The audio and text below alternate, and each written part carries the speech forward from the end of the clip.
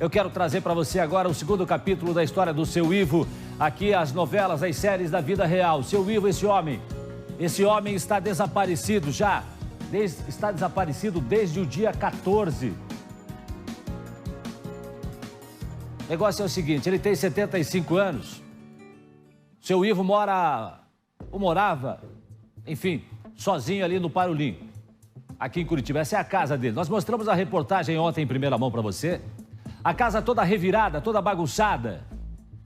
Mostramos também que havia marcas de um líquido vermelho próximo do carro do seu Ivo, o idoso de 75 anos. A polícia ontem foi a campo para fazer investigação. A nossa repórter Dani Sivieri está acompanhando esse caso, está aqui no estúdio comigo. Vai trazer detalhes para a gente também, agora, do desaparecimento, do sumiço do seu Ivo. Detalhe é o seguinte, o seu Ivo tinha uma conta considerável no banco. Considerável.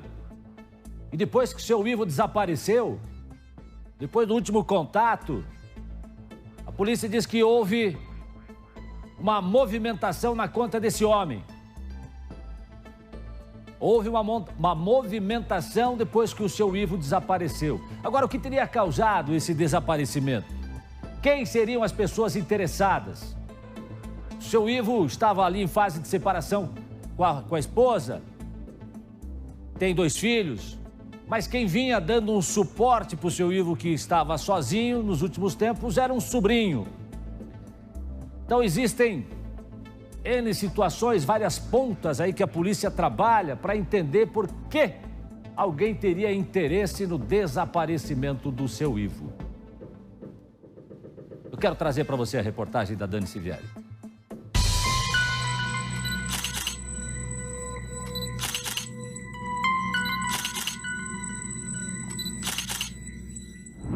Sangue na porta do carro e também no interruptor da cozinha. Foi o que os peritos encontraram na casa do seu Ivo Miller. Na porta do veículo tinha uma mancha de sangue de coletor e também na frente do veículo tinha uma porção de cerâmica e ali tinha uma substância vermelha ali. A gente coletei também e mandei para o laboratório, mas eu não tenho esse resultado ainda que está para ser essa semana. Tinha sangue nas paredes com marca de esfregaço, de contato e também no chão. Bastante sangue tinha ali. O perito ainda revelou que não há sinais de arrombamento na casa, mas alguém tentou entrar no carro importado. Inclusive o cadeado do portão na frente estava só no porta-cadeado, mas o cadeado estava aberto, não havia sinais de arrombamento e nem de forçar. As fechaduras das portas de acesso à residência também estavam íntegras, né? O veículo apresentava sinais de arrombamento, mas não conseguiu arrombar. Tinha amolgaduras na porta, né? E também na porta em correspondência com o trinco e também em cima no terço superior na coluna da porta. Tinha sinais de um pé de cabra ali, algum instrumento multiplicador de força, mas não chegou a ter êxito no abrir a porta. Debaixo da cama do idoso foram encontradas notas promissórias e dinheiro. Cerca de R$700 e também uma procuração com 4 notas promissórias.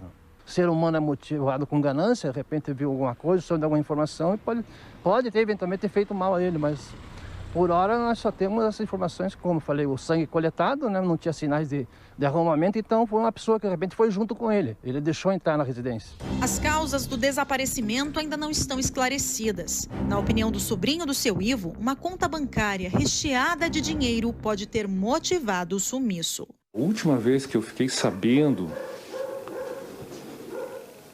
ele tinha próximo de uns 3 milhões. A última vez que eu fiquei sabendo. Isso faz, uns 3 anos, 4 anos, mais ou menos. Tinha uma época que eu fazia imposto de renda para ele, né? Por isso que eu fiquei sabendo do dinheiro que ele tinha. Era ele quem auxiliava o tio com serviços bancários, idas ao mercado e ao médico. O sobrinho contou que a última conversa por WhatsApp que teve com seu Ivo foi no dia 14 de março. Depois, no dia 16, ele mandou uma mensagem e não teve mais resposta. Preocupado com a falta de notícias, ele disse que foi à casa do tio no dia 18, quinta-feira da semana passada. E o que ele viu o deixou transtornado. O local estava completamente revirado e, segundo ele, com algumas marcas de sangue. Na realidade, ele foi completamente abandonado, né? completamente abandonado. Na realidade, ele tinha contato comigo, com a minha mãe, né, que foi a pessoa que praticamente criou ele, né? Ele simplesmente saiu de casa quando ele casou. E com a minha irmã também, que é médica, né, que de vez em quando ele pegava receita com ela. Conversamos com os filhos do seu Ivo, mas eles preferiram não gravar entrevistas. Disseram que preferem não se expor nesse momento, mas contestam as informações do sobrinho. Os filhos nos procuraram para falar sobre o pai e fizeram questão de desmentir algumas informações.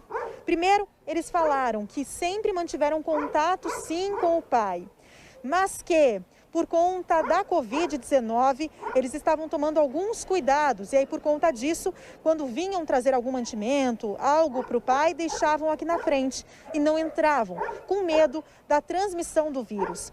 E falaram também que ele não tinha 3 milhões na conta, que a princípio eles não tinham essa informação de que ele tivesse tanto dinheiro. O que eles comentaram apenas é que o pai, com as reservas de uma vida inteira, conseguiu concluir o sonho de comprar um carro importado. Um dos filhos encaminhou o print de uma mensagem que teria recebido do pai no final de fevereiro. Ele ainda garantiu que tem outras conversas arquivadas no celular, mas novamente alegou que prefere não mostrar nada agora. O rapaz disse que só deve revelar outros detalhes da vida pessoal do pai depois que prestar depoimento na delegacia. Ele se limitou a informar que o processo de divórcio dos pais está tramitando na justiça e que o valor em dinheiro que está em jogo não chega nem perto dos milhões dos quais o primo falou. Conversamos com outra parente do seu Ivo. Ela disse que ele teria visto pessoas rondando a casa uma semana antes dele desaparecer. Ela estava esperando lá e ele ficou aqui, mas daí eu não saí mais, eu me escondi. Isso ele falou, eu estou falando o que ele falou, né? Tá bom. E agora aconteceu isso aqui, mas de repente ele não atendeu mais eu, não me ligou mais.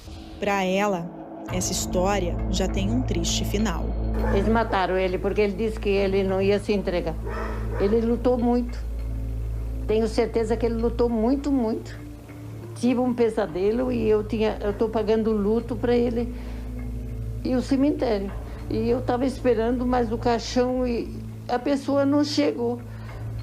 Ele não vai chegar.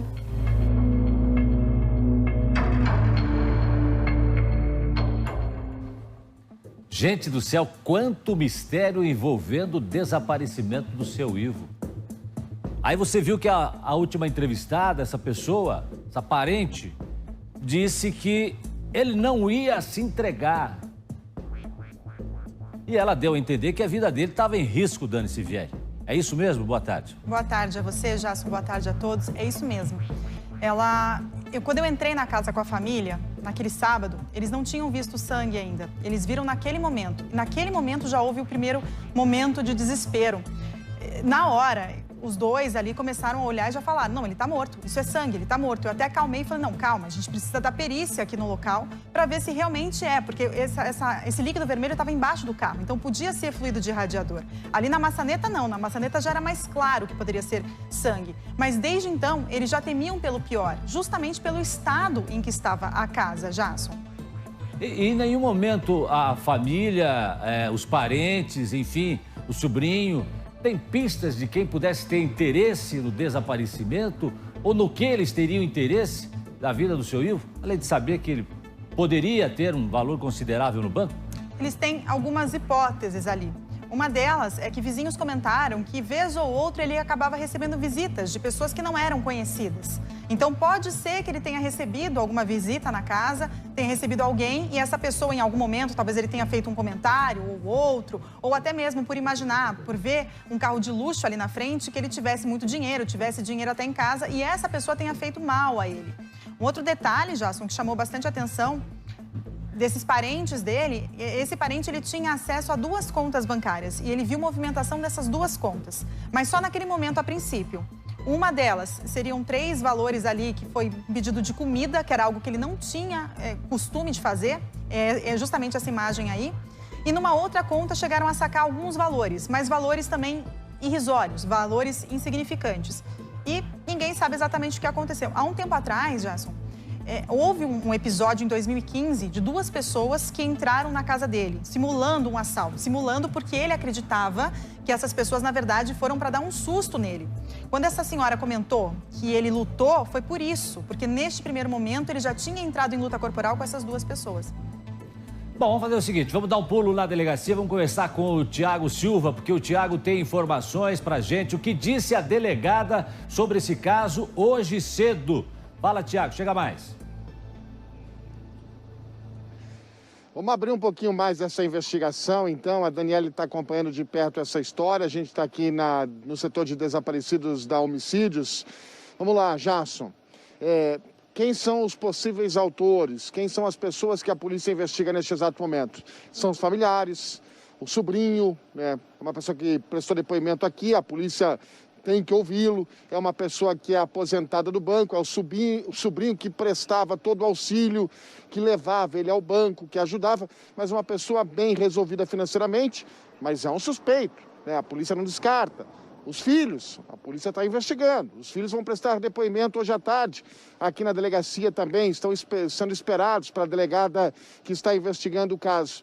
E tem um outro detalhe também, viu, Jasson? Como a Dani explicou aqui, o seu Ivo, ele costumava receber, ele era uma pessoa separada, então ele recebia mulheres na sua residência, mulheres que em determinado momento queriam trocar dinheiro por sexo, né? Só que ele nunca pagou. Essa foi a informação dos vizinhos. Os vizinhos que vieram aqui à polícia e que deram essa informação, que algumas pessoas se aproximavam, que trocavam sexo à procura de dinheiro, mas e que em nenhum momento o seu Ivo pagava para ter relação com ninguém. Aí a polícia falou, tá, de repente ele pode estar escondido em algum lugar, sequestrado no bairro Parolim, em algum barraco ali tem uma região de tráfico de drogas que preocupa. A polícia não acredita nessa possibilidade. A delegada Yara Dequi, que conversou com a gente, ela não descarta nenhuma situação, até mesmo dele estar vivo. Acompanhe.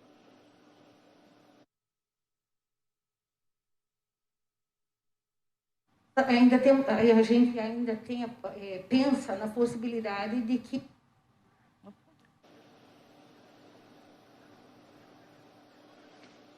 a doutora Yara Dequi, que ela está com a gente, ela recebeu a equipe do Balanço Geral aqui, ela está em campo, foi até na residência, então a gente vai ouvir de novo aqui a delegada Yara Dequi explicando a situação de que não descarta a possibilidade de ele estar morto, mas a possibilidade de ele estar vivo também. Vamos ouvir agora sim a delegada Yara Dequi, responsável pela investigação. Nós ainda não conseguimos nada concreto, então a gente ainda pensa na possibilidade de que ele esteja vivo. Mas como a notícia já foi para as redes sociais, já foi para a televisão, é impossível que ele não tenha visto e que ele não tivesse entrado em contato com a família ou alguém que ele tivesse assim mais contato, no caso o sobrinho dele. Possibilidade de ele estar morto? Pode ser. Possibilidade de ele estar escondido na casa de alguém? Pode ser. Uma possibilidade de ele ter saído de casa e ter ido tirar um tempo em algum lugar, como dizem? Pode ser. A gente não descarta possibilidade nenhuma. Mas é claro, Jasson, como disse a delegada aqui, com o passar do tempo, a expectativa de encontrá-lo com vida vai diminuindo. Como explicou a Daniele, a questão do dinheiro, da movimentação da conta bancária. Houve ali saques, sacaram dinheiro da conta dele e também fizeram compras. Segundo depoimento de familiares aqui, ele não sabia mexer no telefone celular para fazer isso. Inclusive, era o sobrinho que movimentava a conta dele. Acompanhe o que disse a delegada em relação à movimentação bancária e o dinheiro que foi levado da conta dele. Se comenta de que ele tinha muito dinheiro, que ele tinha dinheiro emprestado e que tinha dinheiro no banco. Nós não varremos isso ainda, nós não temos nada de concreto, nada documentado de que essa pessoa tinha muito dinheiro. Nos chamou a atenção o seguinte, que não era de costume do senhor Ivo, ele nem sabia lidar com isso, com compras pelo celular, entendeu? Ainda mais compras de comida, essas coisas, ele não tinha esse costume. Provavelmente não tenha sido ele. Então é isso, Jason, sacaram num primeiro saque, foram 2 saques de R$600 e R$300 que a polícia tem nesse exato momento, mas a polícia já pediu o bloqueio desses cartões e agora vai saber aonde foi sacado esse dinheiro, tá? Vai vir o relatório do banco e foram feitas compras pela internet. Também a polícia vai descobrir que endereço que entregaram, né, para onde levaram essas compras. Então isso vai ajudar a polícia nessa investigação. Agora, o que preocupou mesmo a delegada foi o sangue na casa e a residência do seu Ivo toda revirada. Acompanhe.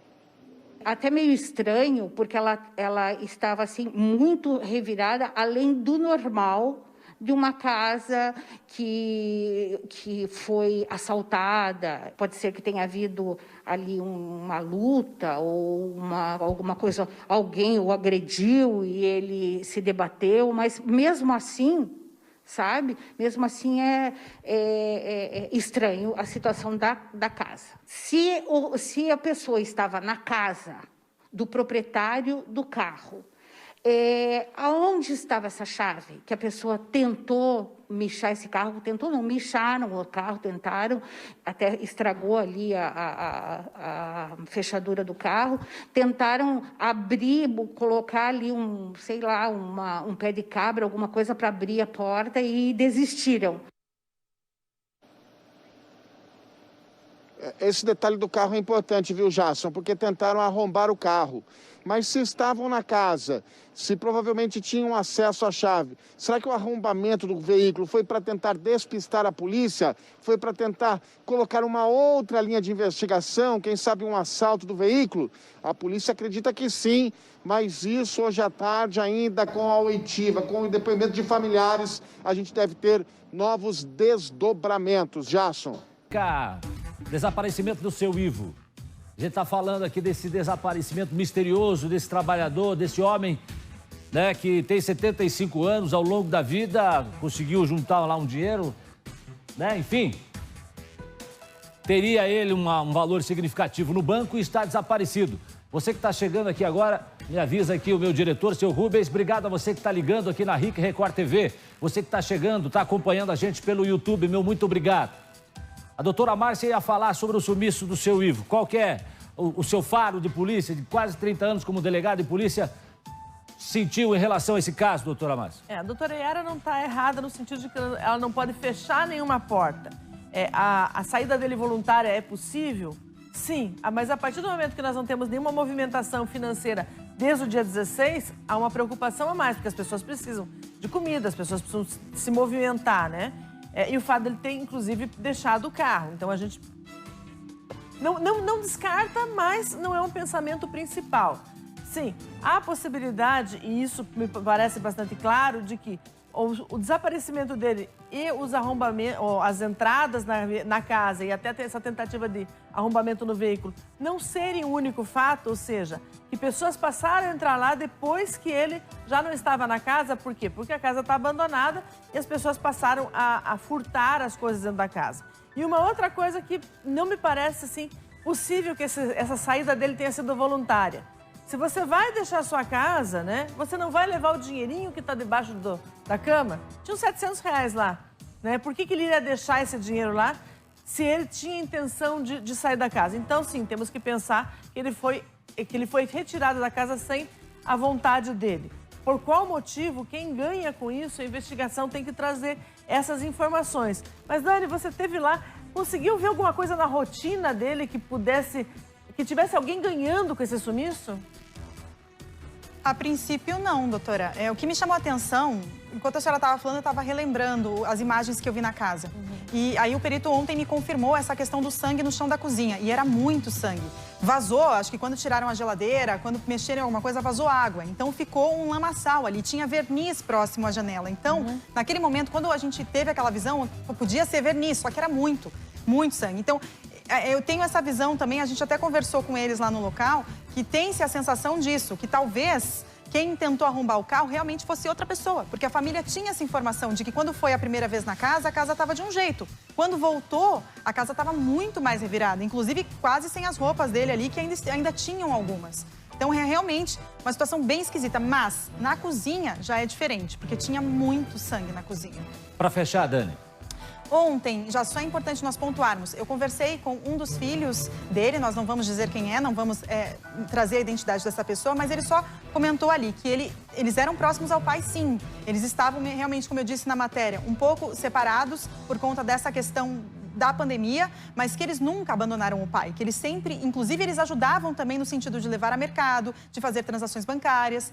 E um detalhe que também chama a atenção, que o sobrinho fez o imposto de renda dele até 5 anos atrás. Então, esse valor, quando foi citado, seria a princípio, de acordo com o sobrinho, sempre importante ressaltar, de 5 anos atrás. Desde então, o imposto de renda dele era feito por outra pessoa. Foi citado até o genro dele, que seria uma das pessoas que pudesse fazer o imposto de renda. Mas nós não conseguimos confirmar essa informação com a família, Jason. Tá bom. Obrigado, Dani Sivieri, pela sua participação aqui no estúdio. Doutora Márcia também continua comigo aqui. Atenção!